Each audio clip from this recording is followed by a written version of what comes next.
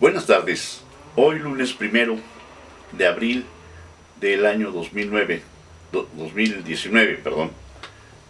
Nuevamente nos encontramos para hacer o formular algunas reflexiones en torno a un tema que ha causado polémica, un tema que yo trataré de abordar de manera muy diferente, que no es precisamente con la finalidad de orden político, aunque tiene su radiación necesariamente a la política. Me refiero al concepto de perdón. Quiero hablar de perdón como un referente hacia lo que es un valor humano, y va dirigido de México a España, va dirigido de México al Vaticano. Y esto yo creo que es importante hacerlo resaltar desde el punto de vista única y exclusivamente ético. No pretendo entrar, repito, en aspectos fundamentales de política, sino de valores que entiendo deben ser conocidos y reconocidos por nosotros mexicanos dentro de un contexto histórico.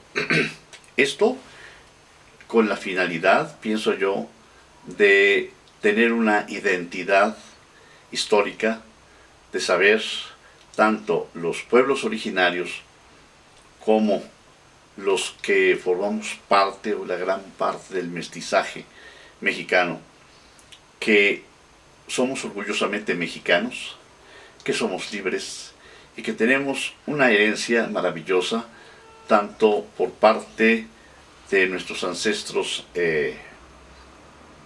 oriundos como de parte de los españoles.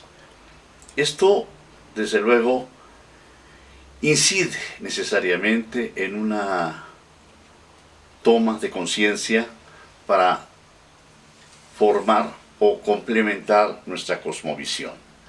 Creo que es importante hoy más que nunca que nos demos cuenta que el avasallamiento de la tecnología nos ha aturdido, nos ha cosificado y nos deja prácticamente convertidos en personas poco racionales, sin análisis, que actuamos y pensamos de manera mecánica. Y creo que es tiempo de que reflexionemos, de que tomemos la conciencia de lo que somos, y que ciertamente hablar de perdón obliga a hablar de una remisión de una pena. Es decir, cuando hay una ofensa, hay un ofensor y un ofendido. Es el ofendido el que debe otorgar el perdón y es el ofensor el que debe pedirlo.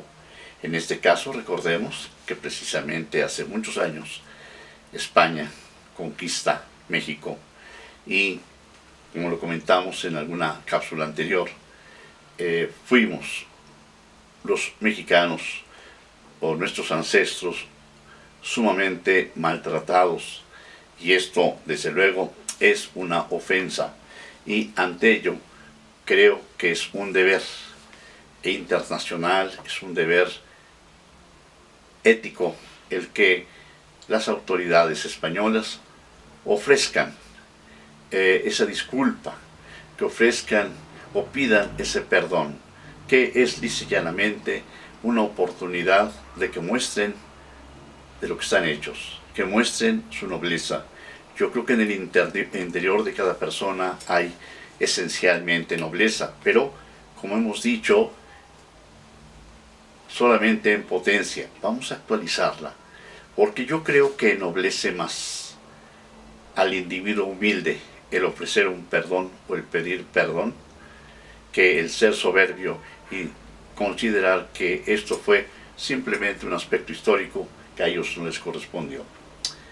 Por otra parte, en cuanto a México, es decir, en cuanto al ofendido, creo que también va a ponerse de relieve su nobleza al otorgar ese perdón y desde luego se habla de perdonar y no olvidar.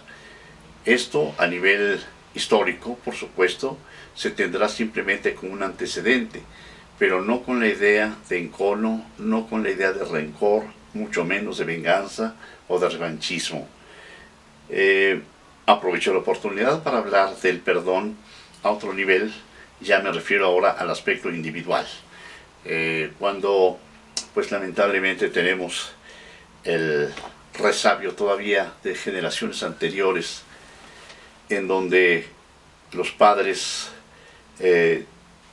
consideraban a los hijos como una pertenencia, pues obviamente el trato que se daba de padres a hijos era a veces cruel, con la idea de que quien bien te quiere te hará sufrir. Creo que también los hijos deben entender cuál es el fenómeno, entender a los padres, a los abuelos y pues perdonar. Perdonar, pero además entender, porque el perdón, es decir, realmente era una repetición, porque a su vez sus padres también así los trataron, pero no con el afán de herir, de molestar, no con ese dolo de causar un daño, de causar traumas, sino que viene siendo algo inercial. En ese sentido, creo que el perdonar debe conllevar el olvido. Esto nos va a dar salud mental, tranquilidad y sobre todo va a despertar esto que yo llamo nobleza, nobleza de alma, nobleza de espíritu. Ahora bien, el pensar en nuestro entorno, ¿cuántas veces sentimos o creemos ser víctimas de alguien o de algunos, ya en el trabajo, en la profesión, en la misma calle?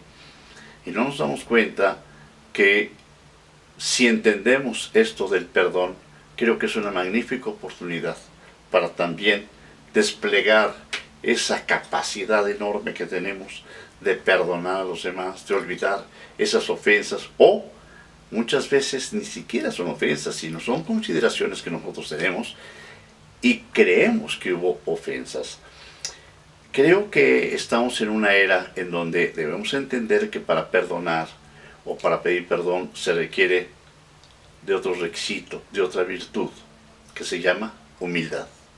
La humildad nos permite también entender quiénes somos dentro de un contexto, decíamos, de seres no solamente humanos, sino seres vivos, en donde cada uno de nosotros, cada ser humano, tiene una grandeza y que esa complejidad y esa grandeza nos permite ser